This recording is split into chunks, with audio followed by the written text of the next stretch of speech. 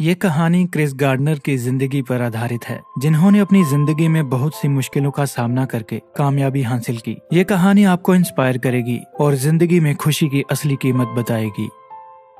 1981 के दौर में क्रिस अपनी पत्नी लिंडा और बेटे क्रिस्टोफर के साथ सैन फ्रांसिस्को में रहता था। उसने अपने सारे पैसे लगाकर बोन डेंसिटी स्कैनर नाम की ढेर सारी मशीनें इस उम्मीद में खरीदी थीं कि वो आसानी से हॉस्पिटल में बिक जाएंगी, लेकिन किस्मत को तो कुछ और ही मंजूर था। वो मशीन एक्सरे मशीन की कीमत से दुगने दामों पर थी, तो जाहिर सी बात थी कि उसे बेच पाना एक जंग जीतने के बराबर था। लेकिन क्रिस को घर का गुजारा चलाने के लिए महीने में कम से कम 2 मशीनें बेचनी ही पड़ती थीं, वरना घर का किराया और राशन का इंतजाम मुश्किल हो जाएगा। इन्हीं हालातों के चलते क्रिस की जिंदगी आर्थिक परेशानियों से जूझ रही थी। 2 महीनों से उसने अपने घर का किराया नहीं दिया था और घर का खर्च चलाने की सारी जिम्मेदारी लिंडा के कंधों पर आ चुकी थी, जो पैसों के लिए डबल शिफ्ट में काम कर रही थी। हर बार क्रिस की नाकामयाबी को देखकर लिंडा थक चुकी थी। उसे लगने लगा था कि क्रिस अपनी जिंदगी में कुछ भी कर नहीं पाएगा और क्रिस से शादी करके उसने अपनी जिंदगी बर्बाद कर दी है। पैसों की किल्लत के चलते उन दोनों में झगड़ा होना एक आम बात हो चुकी थी।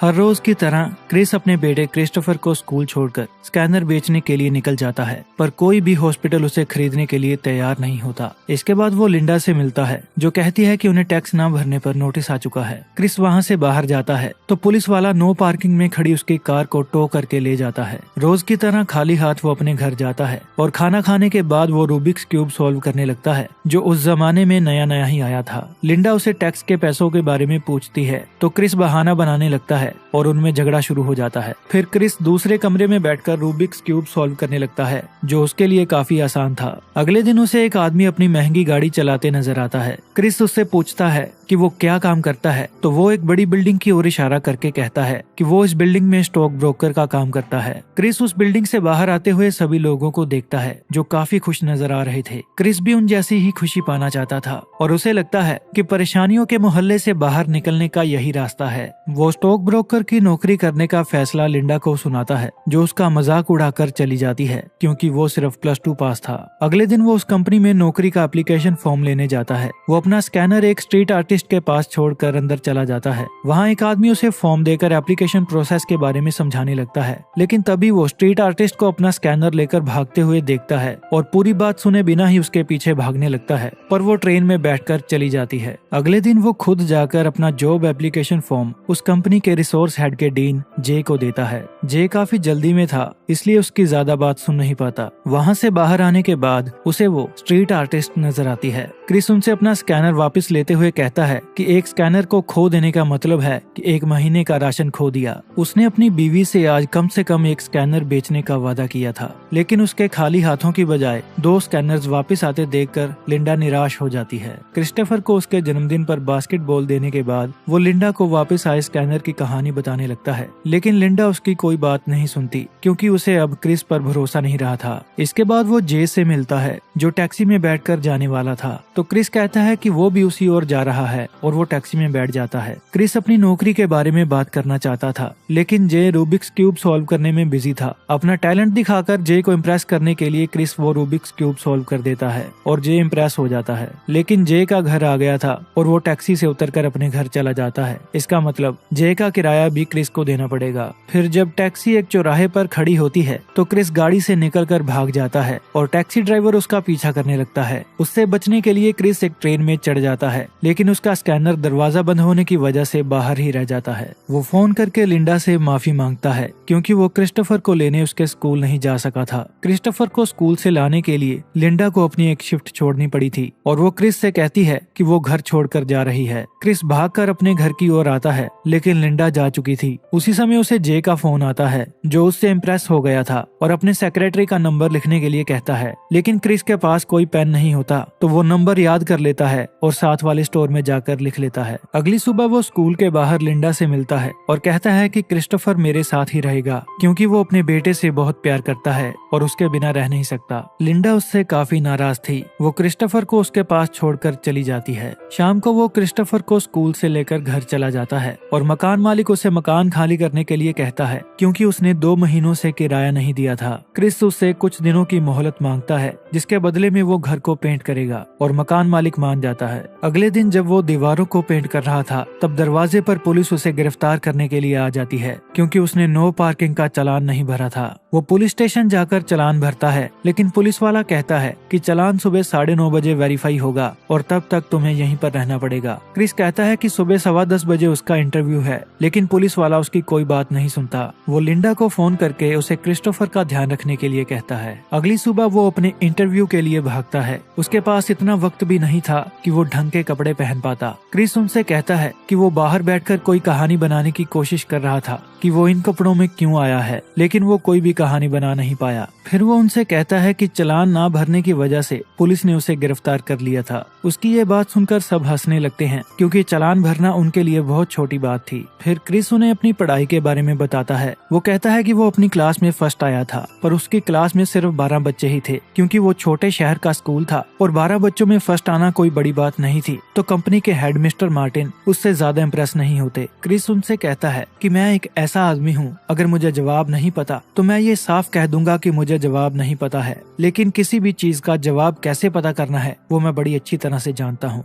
मिस्टर मार्टिन कहते हैं कि अगर एक आदमी बिना कमीज पहने तुम्हारी कंपनी में इंटरव्यू देने के लिए आएगा तो तुम उसे नौकरी पर क्यों रखोगे। जवाब में क्रिस उनसे कहता है कि शायद उसने एक अच्छी पैंट पहनी हो इसलिए। यह जवाब सबको अच्छा लगता है और वो क्रिस को सेलेक्ट कर लेते हैं। ऑफिस के बाहर वो जे से कहता है कि मैं नौकरी के बारे में सोचकर बताऊंगा क्योंकि नौकरी लगने से पहले उसे 6 महीनों के लिए ट्रेनिंग करनी पड़ेगी जिसके बदले में उसे कोई भी पैसा नहीं मिलेगा। क्योंकि जब वो एप्लीकेशन फॉर्म लेने गया था तब उस स्ट्रीट आर्टिस्ट की वजह से क्रिस सारी शर्तें ध्यान से सुन नहीं पाया था। रात को लिंडा क्रिस्टोफर को लेकर वापस आती है और कहती है कि उसे न्यूयॉर्क में वेट्रेस की जॉब मिल गई है, लेकिन क्रिस कहता है कि वो क्रिस्टोफर को अपने साथ ही रखेगा। क्रिस पता नहीं क्रिस्टोफर को कैसे पालेगा ये सोचकर लिंडा रोती हुई वहाँ से चली जाती है। फिर क्रिस जे को फोन करके कंपनी ज्वाइन करने के लिए कहता है। वो अपना सामान लेकर एक सस्ते मोटल में रहने के लिए चला जाता है। फिर क्रिस्टोफर एक बास्केटबॉल प्लेयर बनने की बात कहता है पर क्रिस कहता है कि वो एक बड़ा प्लेयर नहीं बन पाएगा, जिससे क्रिस्टोफर का कॉन्फिडेंस गिर जाता है। उसका उदास चेहरा देखकर क्रिस उससे कहता है कि किसी से भी ये बात मत सुनो कि हम अपने सपने पूरे नहीं कर सकते, चाहे वो तुम्हारा बाप क्यों ना हो। अगर हम ठान ले तो हम कुछ भी कर सकते हैं। एक स्कैनर बेचकर उसके पास कुछ पैसे आ जाते हैं जो गुजारा करने के लिए काम आएंगे।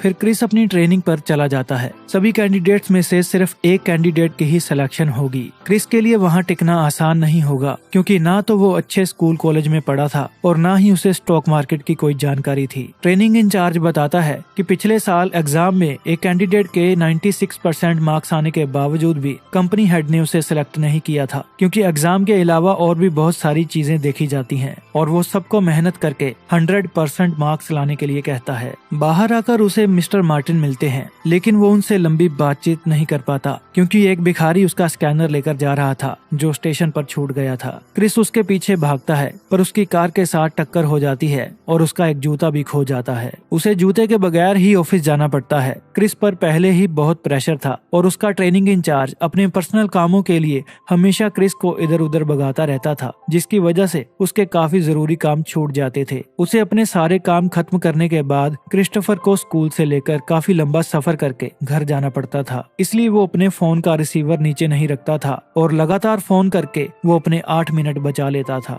वो पानी भी नहीं पीता था ताकि उसे वॉशरूम न जाना पड़े। जो काम उसके साथी 9 घंटों में पूरा करते थे उसे वो 6 घंटों में पूरा करना पड़ता था। ऐसे ही चलते हुए 2 महीने बीत चुके थे पर क्रिस के हाथ कोई भी बड़ी सफलता नहीं लगी थी। तो वो अपने सबसे बड़े क्लाइंट को फोन करता है जो क्रिस को 20 मिनट में अपने ऑफिस पहुंचने के लिए कहता है। क्रिस फौरन ही वहां से निकल जाता है लेकिन ट्रेनिंग इंचार्ज उसे अपनी गाड़ी पार्क करने के लिए कहता है, जिसकी वजह से क्रिस वो मौका भी खो देता है क्योंकि उसने 2 महीनों से किराया नहीं दिया था तो मोटल वाला भी उससे किराया मांगने लगा था। उसका सबसे बड़ा क्लाइंट फुटबॉल मैच देखने जाने वाला था और इस बात का फायदा उठाकर क्रिस अपने बेटे को साथ लेकर उससे मिलने चला जाता है। वो उस दिन वक्त पर ना पहुंचने के लिए माफी मांगता है और उसे मौका देने के लिए शुक्रिया कहता है। फिर वो आदमी उन्हें अपने साथ फुटबॉल मैच देखने के लिए बुला लेता है। मैच मैच के दौरान वो क्रिस से कहता है कि मैं तुमसे इम्प्रेस हूँ, लेकिन इसका मतलब ये नहीं कि मैं तुम्हारी कंपनी में पैसे लगाऊंगा। क्रिस की वहाँ बात नहीं बनती, लेकिन क्रिस्टोफर काफी खुश था जो मैच एंजॉय कर रहा था। अगली सुबह उसे इनकम टैक्स का नोटिस मिलता है। क्योंकि उसने टैक्स नहीं भरा था तो डिपार्टमेंट ने उसके बैंक अकाउंट से टैक्स के पैसे काट लिए थे। वो पैसे उसके लिए बहुत जरूरी थे क्योंकि उन्हीं से उसका गुजारा चलने वाला था। फिर वो अपने एक दोस्त के पास उधार के पैसे वापस मांगने जाता है, लेकिन उसका दोस्त उसे पैसे देने से मना कर देता है। कुछ देर बाद उसे वो भिखारी फिर से नजर आता है और क्रिस अपना स्कैनर वापस ले लेता है। वो जगह जगह जाकर उसे बेचने की कोशिश करता है और एक डॉक्टर उसे खरीदने के लिए मान जाता है, लेकिन वो स्कैनर खराब हो चुका था, इसलिए वो बिक नहीं पाता। सबसे बड़ी परेशानी तो तब आती है जब वो मोटेल वापस जाता है। मोटेल वालों ने उसका सामान बाहर निकाल कर कमरे को ताला लगा दिया था क्योंकि उसने किराया नहीं दिया था। ये देखकर उसकी हालत बहुत खराब हो जाती है। उसे समझ नहीं आता कि वो कहाँ जाए, क्या करे, किससे मदद मांगे। मानो जैसे सभी परेशानियों को सिर्फ एक ही आदमी नजर आ रहा था और वो था क्रिस। लेकिन ये सिलसिला यहाँ थमने वाला नहीं था। मोटेल से निकलकर वो स्टेशन चला जाता है और रात गुजारने के लिए सोचने लगता है। फिर वो क्रिस्टोफर के साथ खेलने लगता है और उससे कहता है कि ये स्कैनर नहीं बल्कि एक टाइम मशीन है जिसकी मदद से हम डायनासोर के टाइम में पहुंच चुके हैं। और डायनासोर से बचने के लिए वो उसे टॉयलेट में ले जाता है। वो कागज बिछाकर क्रिस्टोफर को अपनी गोद में सुला देता है। बाहर से कोई आदमी दरवाजा खटखटाता है, लेकिन क्रिस उठकर दरवाजा नहीं खोलता। उसने अपनी जिंदगी में खुद को इतना बेबस और मजबूर कभी महसूस नहीं किया था।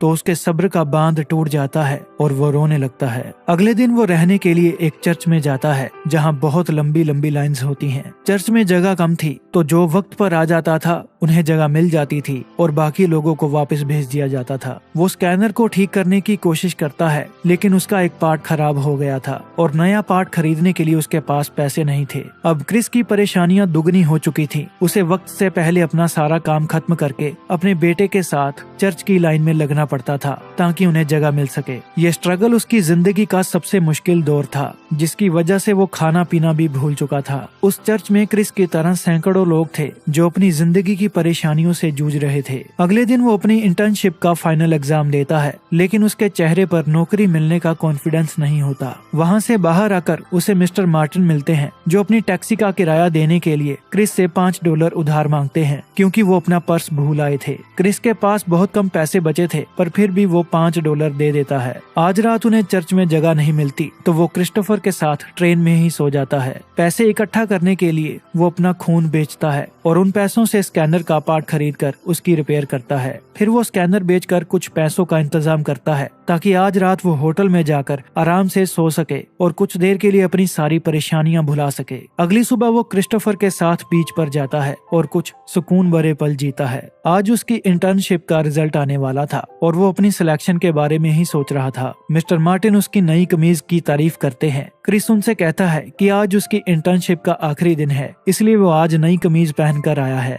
मिस्टर मार्टिन मुस्कुरा कर कहते हैं कि तुम कल भी ये कमीज पहनकर आना क्योंकि कल तुम्हारी नौकरी का पहला दिन है। अपनी नौकरी लगने की बात सुनकर क्रिस बहुत खुश होता है। वो क्रिस से पूछते हैं कि क्या ये आसान था, तो क्रिस कहता है नहीं, ये बिल्कुल भी आसान नहीं था। फिर मिस्टर मार्टिन उधार के पैसे भी उसे वापस दे देते हैं। उस दिन क्रिस बहुत खुश होता है और कहता है इसी एहसास को खुशी कहते हैं। फिर हम उसे क्रिस्टोफर के साथ बातें करते हुए देखते हैं और उनके पास से एक आदमी गुजरता है जो असली क्रिस गार्डन है और ये सारी कहानी इसी आदमी की जिंदगी का हिस्सा है। कहानी के अंत में हमें बताया जाता है कि क्रिस अपनी जिंदगी में एक कामयाब बिजनेसमैन बना जिसने $multi-million की कंपनी खड़ी कर दी थी। किसी शायर ने खूब लिखा है, मुश्किलों से भाग जाना आसान होता है, हर पहलू जिंदगी का इम्तिहान होता है। डरने वालों को मिलता नहीं कुछ जिंदगी में, लड़ने वालों के कदमों में जहान होता है। अगर आपको ये कहानी हेल्पफुल लगी है तो वीडियो को अपने परिवार और दोस्तों के साथ शेयर करें, वीडियो को लाइक करें, हमारे चैनल को सब्सक्राइब करें और कमेंट्स में अपने व्यूज जरूर बताएं।